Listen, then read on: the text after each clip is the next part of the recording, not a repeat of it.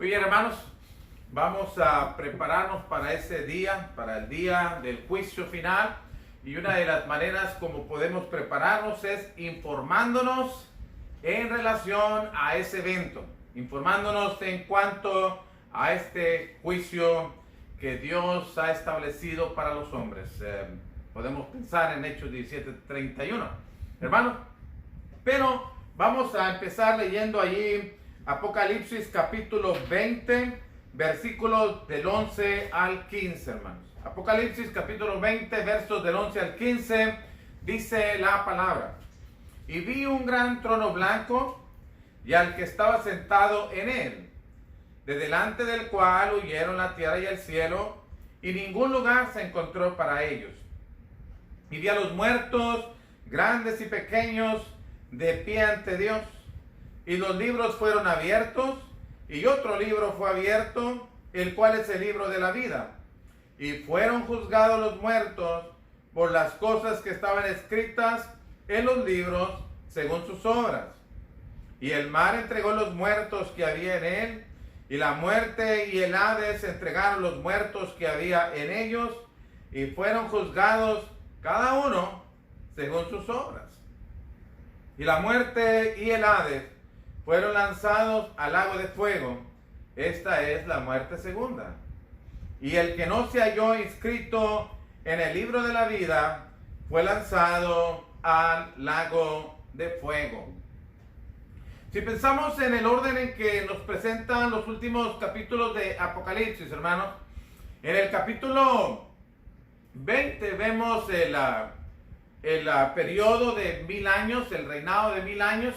Evidentemente no se trata del supuesto milenio, el reinado milenial que Cristo viene a establecer en la tierra después del rapto. Eso no aparece en la Biblia. Hermanos, en otra oportunidad podremos estudiar con mayor detenimiento el capítulo 20. Pero lo que nos presenta aquí, hermanos, es un tiempo en que el diablo, en el capítulo 20, un tiempo en el que el diablo es atado para no, según el versículo 2, y prendió al gran dragón, la serpiente antigua, que es el diablo y Satanás, y lo ató por 1000 años. Y lo arrojó al abismo y lo encerró y puso su sello sobre él, noten, para que no engañase más a las naciones hasta que fuesen cumplidos 1000 años. Y después de esto debe ser desatado por un poco de tiempo. Después, en el versículo 10, vemos el final del diablo y de sus siervos terrenales.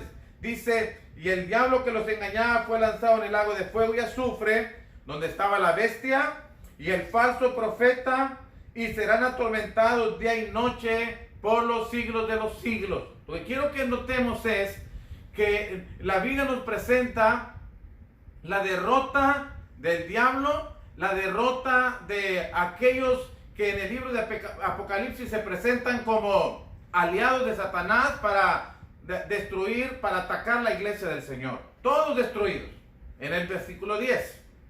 Pero en el versículo 11 luego nos presenta, hermanos, el día en que el Señor Jesucristo venga para juzgar al mundo.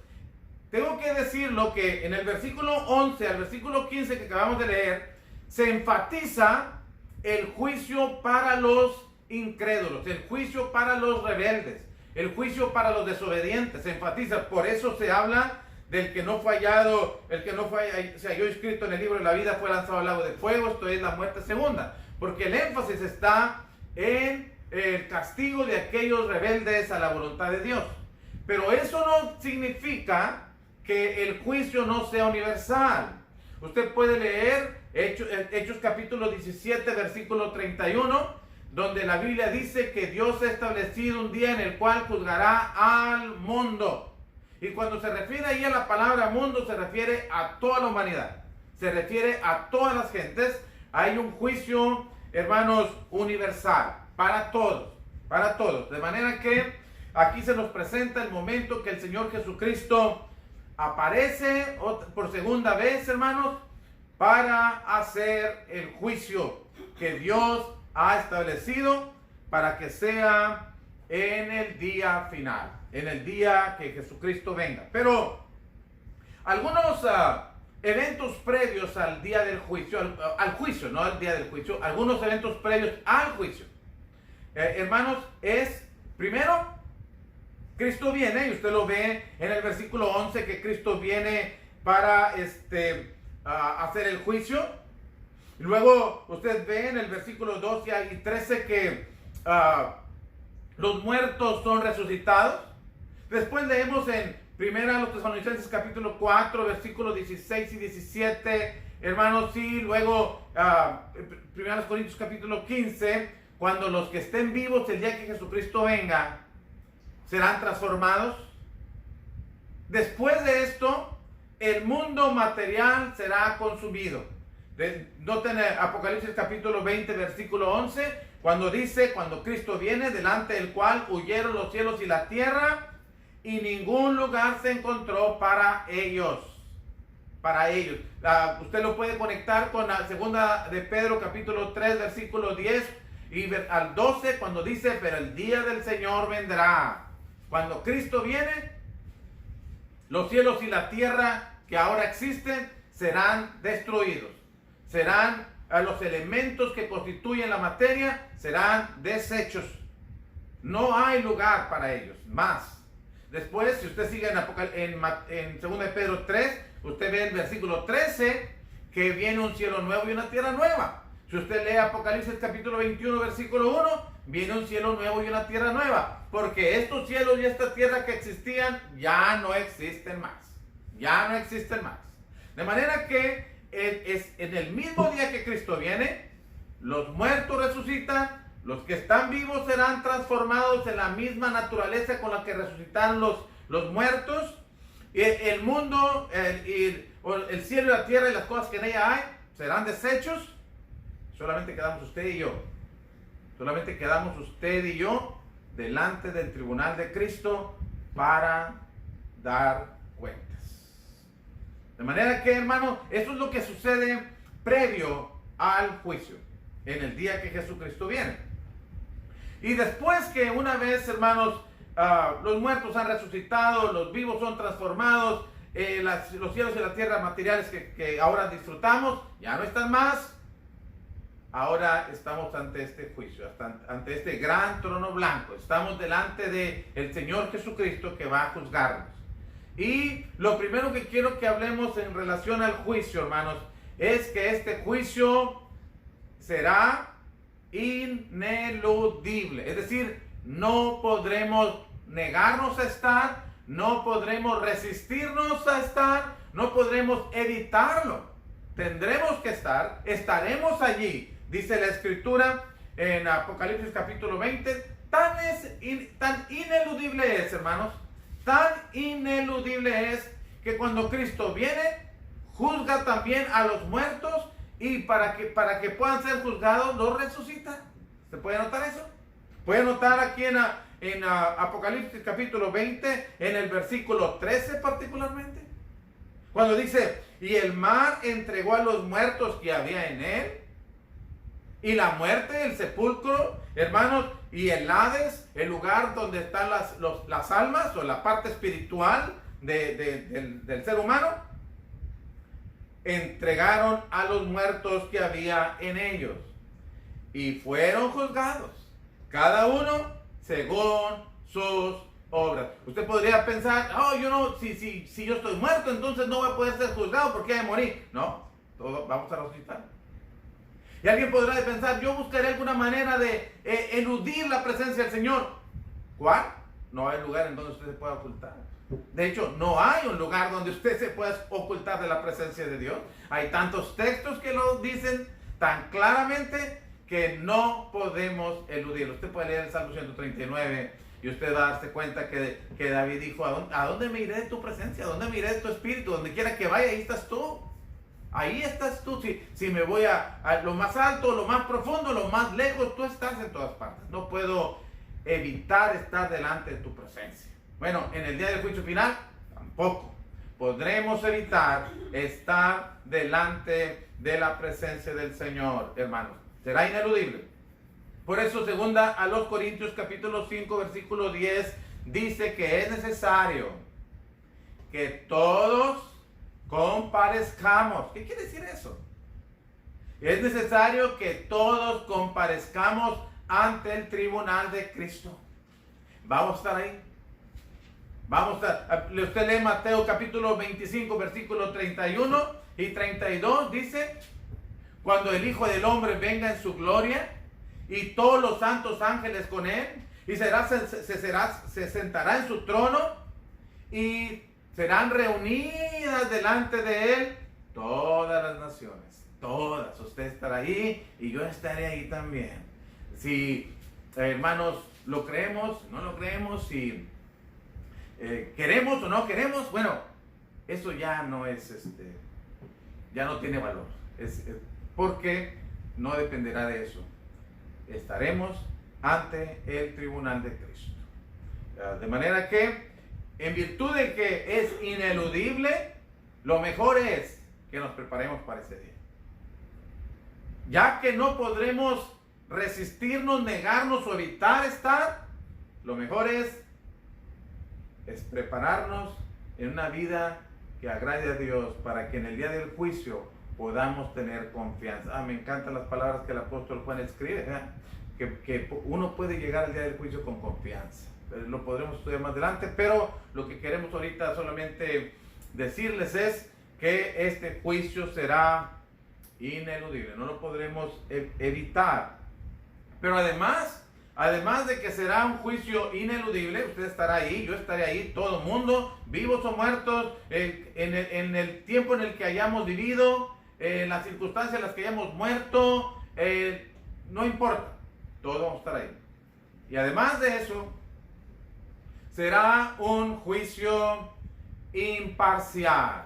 Hermanos, hemos a veces aprendido en esta vida, en los juicios que se hacen, tratar de hacer uso de quiénes somos, mayormente aquellos que tienen posiciones en la sociedad o en la política, en el poder, hacer uso de sus credenciales para eludir responsabilidades, para evitar juicios, para sacar ventaja en un juicio, o tienen posibilidades económicas para buscar un buen abogado y salir, aunque son responsables, son culpables de lo que se les acusa, pero con un buen abogado y buenas influencias, eso, sales libre de la situación.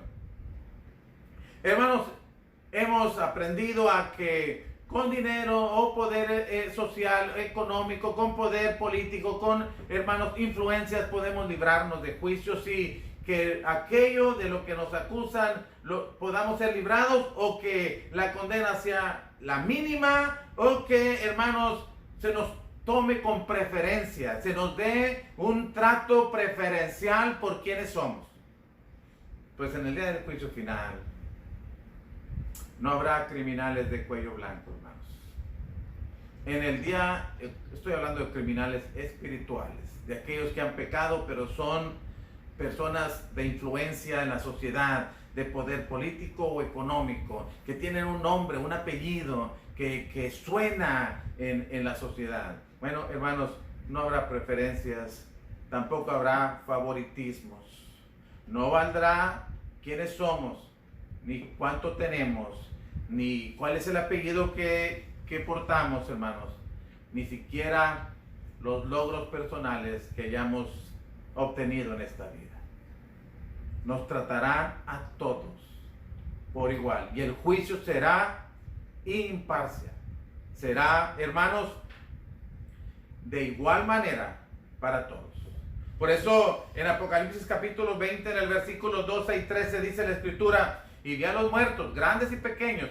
Si esa expresión o ese calificativo de grandes y pequeños puede aplicarse, hermanos, a algunos que parecen gente grande en la sociedad, o otros que no tienen tanta importancia en la sociedad.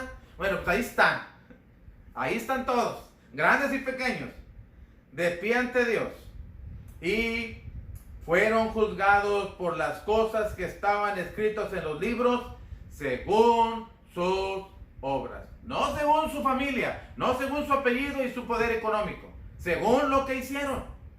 hermanos.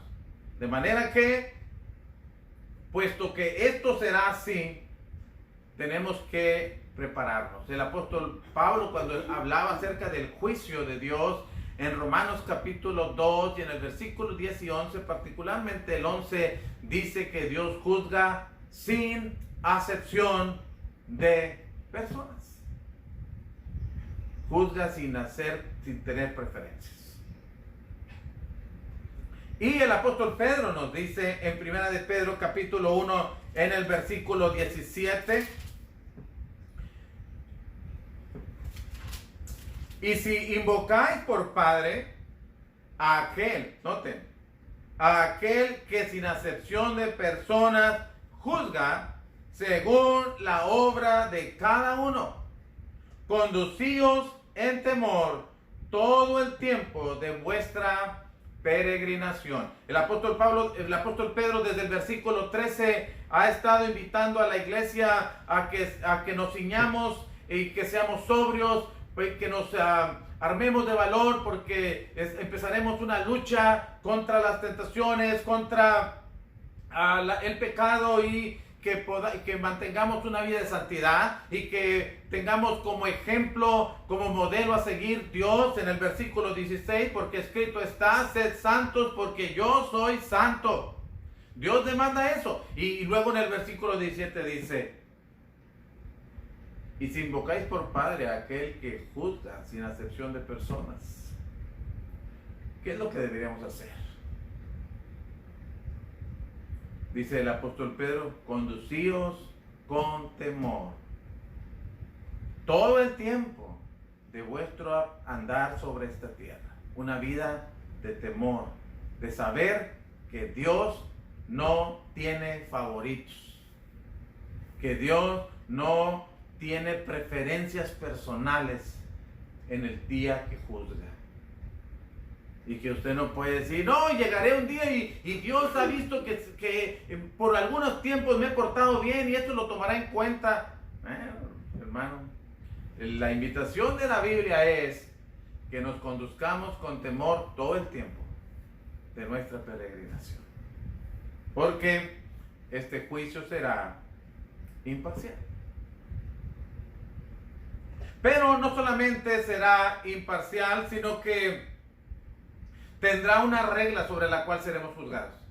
Habrá una norma sobre la cual vamos a ser juzgados. Tendremos una base sobre la cual Dios va a juzgarnos.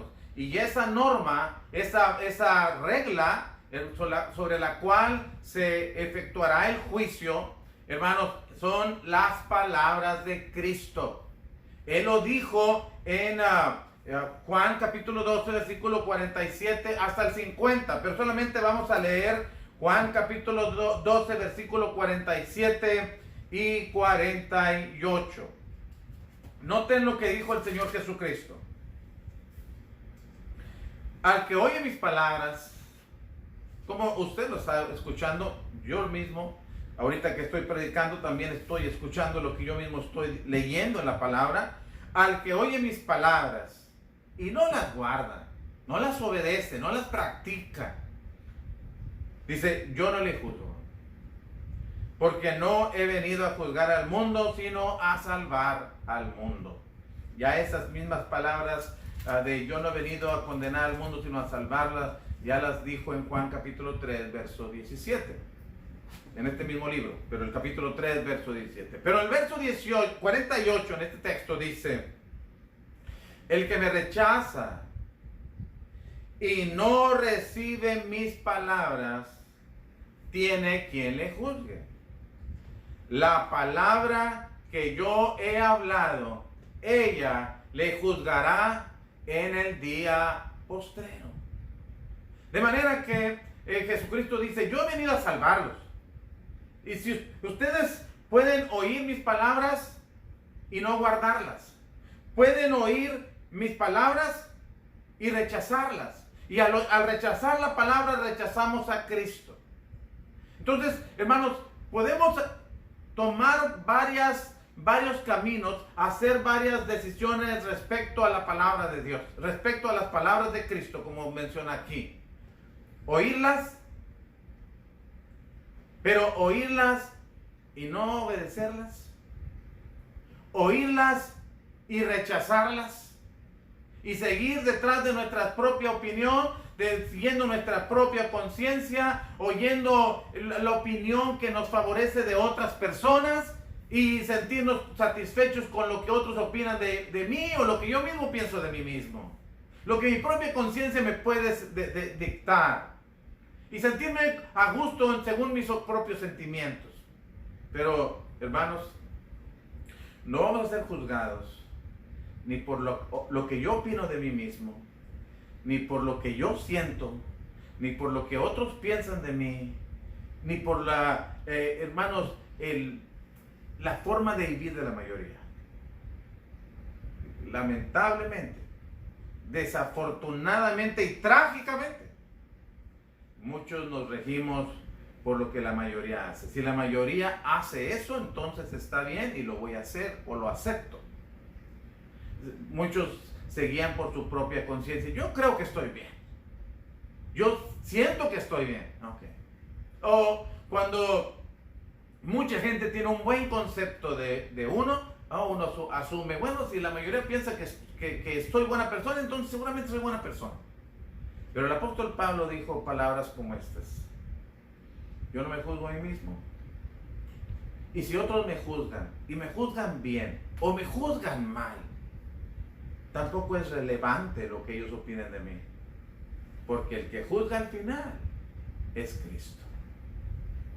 Es Cristo. Y eso lo dijo el apóstol Pablo en 1 Corintios capítulo 4, cuando habla de la responsabilidad, de la fidelidad que debe tener el siervo de Dios, el administrador de las bendiciones que Dios nos ha dado. Y él dice, 1 Corintios capítulo 4, versículos 3 y 4, yo en muy poco tengo el ser juzgado por ustedes, por vosotros, o por tribunal humano, y ni aún yo me juzgo a mí mismo,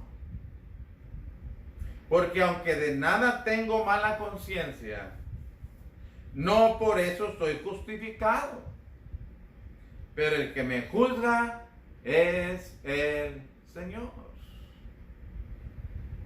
De manera que, hermano, estamos aprendiendo que la norma en el día del juicio no será lo que usted piensa de usted mismo respecto a su obediencia a Dios. La norma para ser juzgado no será nuestra propia conciencia que nos acusa o nos defiende, según Romanos 2, 14 y 15. La norma no será lo que la mayoría hace. La norma no será lo que otros opinen de mí. La norma será lo que Cristo dice, lo que Él nos enseña, y nos enseña en el ejemplo y en sus palabras. Por eso vamos a ser juzgados. Jesucristo dijo, el que me rechaza y no recibe mis palabras, tiene quien le juzgue. Y fue muy claro. La palabra que yo he hablado, ella le juzgará en el día postrero. Y si la palabra va a juzgarnos en el día postrero, y no mi opinión, ni la opinión de otros, por mucho que nos favorezca, hermanos,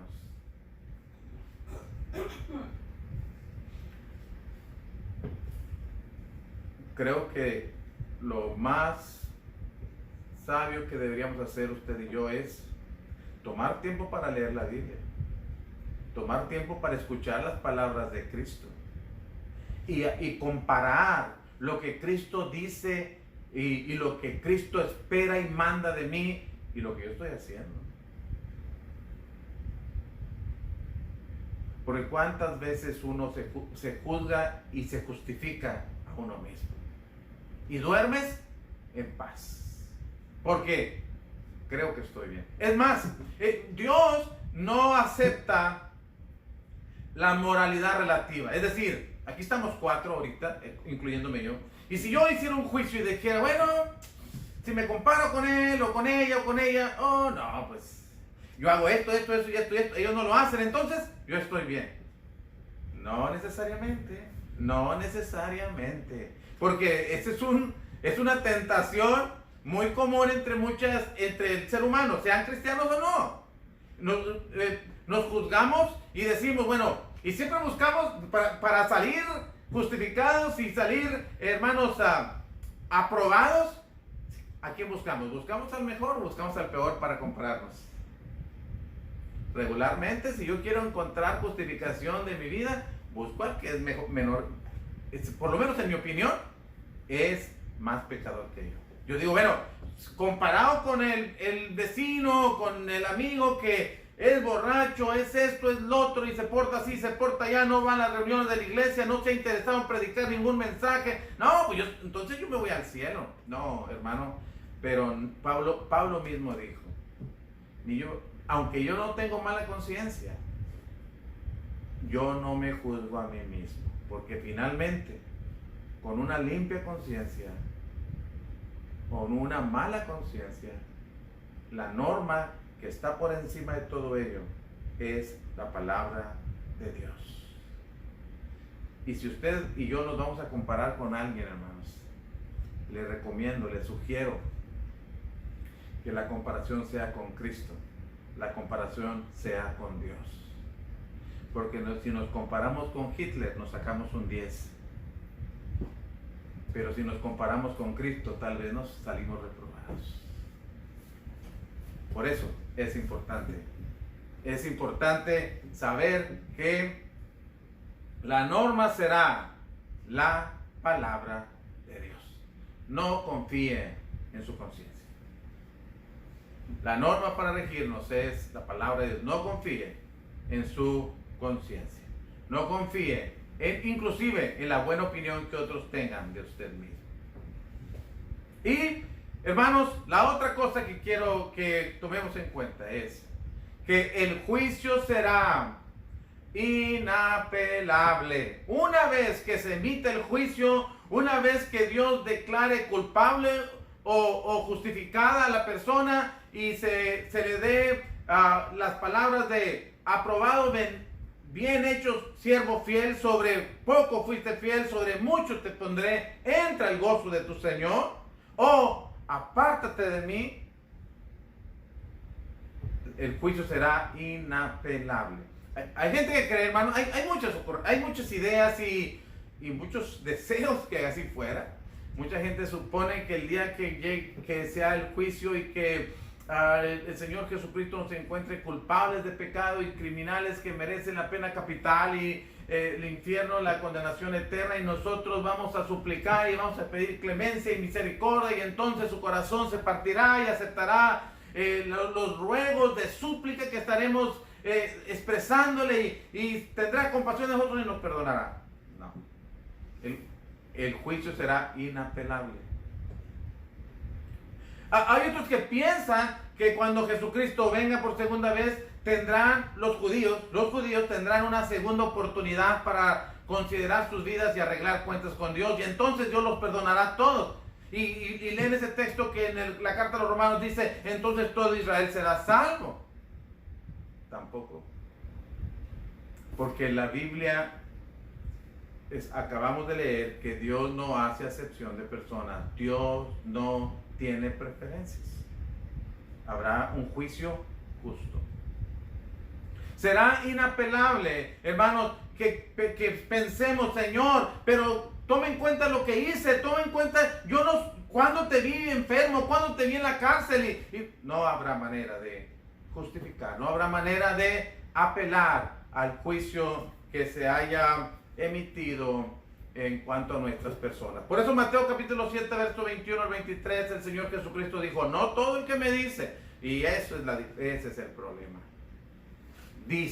Decimos, no todo el que me dice Señor, Señor entrará al reino de los cielos, sino el que hace la voluntad de mi Padre que está en los cielos. No es cuánto digo, sino cuánto hago. No son mis palabras las que me van a juzgar, aunque en parte, sino mis acciones. No sé, mis acciones y las obras que yo haga, hermano. No será lo mucho que yo hable, hermanos, y lo mucho que yo me justifique, sino lo que yo hago. Dios no oye más de lo que ve. Dios presta atención a lo que ve, hermanos. Por eso Jesucristo dice, no todo el que me dice, sino el que hace. Es que yo soy cristiano, tengo 50 años, pero ¿qué haces? Es que, bueno, yo no he ido nunca a las reuniones de la iglesia, pero Señor, yo hice buenas obras, pero no hiciste las que esperaba Dios que hicieras para justificarte. Porque el texto dice en Mateo capítulo 7, versículo 22, muchos me dirán en aquel día, tratando de apelar al juicio, Señor, Señor, no profetizamos en tu nombre. ¿Cómo es eso que no puedo ser justificado delante de ti? ¿Cómo es eso que no soy aprobado y salgo reprobado en el día del juicio? Si en tu nombre profetizamos y en tu nombre echamos fuera demonios y en tu nombre hicimos muchos milagros.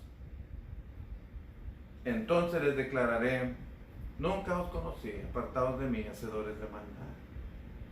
Pero, ¿y lo que hicimos? No los conocí. Porque esas cosas que hiciste no eran suficientes. Dios esperaba que obedecieras su voluntad, sus mandamientos. La gente que se quiere regir por sus buenas obras solamente, sin ser cristiano fiel a Dios, se encuentra en este argumento. Tal vez yo pertenecía al club Rotario, tal vez yo pertenecía a un club de beneficencia social, que hice muchas buenas obras, sí, pero ¿obedeciste el Evangelio? ¿Predicaste el Evangelio? ¿Buscaste la salvación del perdido?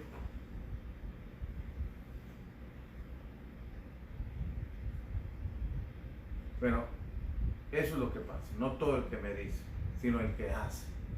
En el Mateo capítulo 25, en el versículo 41 al 46, cuando el Señor Jesucristo dirá a unos apartados de mí, malditos al fuego eterno preparado para el diablo y sus ángeles, y porque tuve hambre y no me diste, tuve sed y no me diste, fui forastero y no me cubriste, estuve en la cárcel, no me visitaste, y entonces me dirán, ¿cuándo pasó eso? Argumentando, pero hermanos, ya no habrá manera de argumentar, de apelar en el juicio de Dios. Una vez que se dicta sentencia, se aplicará la sentencia, se ejecutará el castigo. Y aquí, hermanos,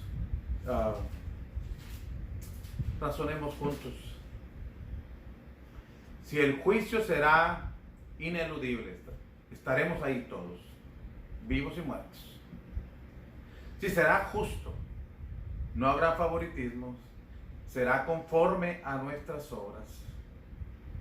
Será inapelable, no podremos buscar la misericordia de Dios en ese momento o argumentar en favor nuestra por las buenas obras que hicimos. Y será según las palabras de Cristo. No debiéramos, hermanos, no debiéramos, amigos, estudiar con responsabilidad, con seriedad, las enseñanzas de Cristo y obedecerlas. He oído gente que dice, no se me hace justo que si yo pequé los años de vida que Dios me dio y luego cuando Dios me castigue por mis propios pecados, me castigue con eternidad. Si lo que pequé fueron unos cuantos años en relación a lo que yo voy a sufrir, no se me hace justo. ¿Le vamos a enseñar a Dios justicia? ¿Le vamos a decir a Dios lo que es correcto?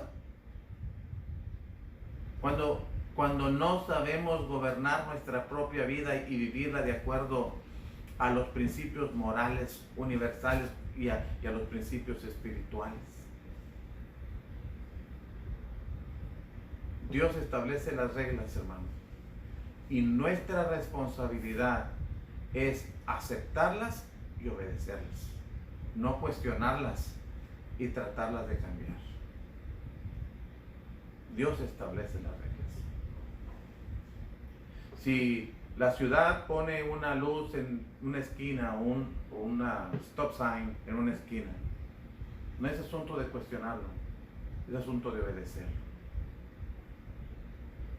Igual, si Dios ha establecido sus reglas en su palabra, y nuestro deber no es cuestionarlas si son justas o injustas, si son correctas o incorrectas, si están bien o están mal, es obedecerlas. Por eso, el escritor a los Hebreos dijo en Hebreos capítulo 12, en el versículo 25,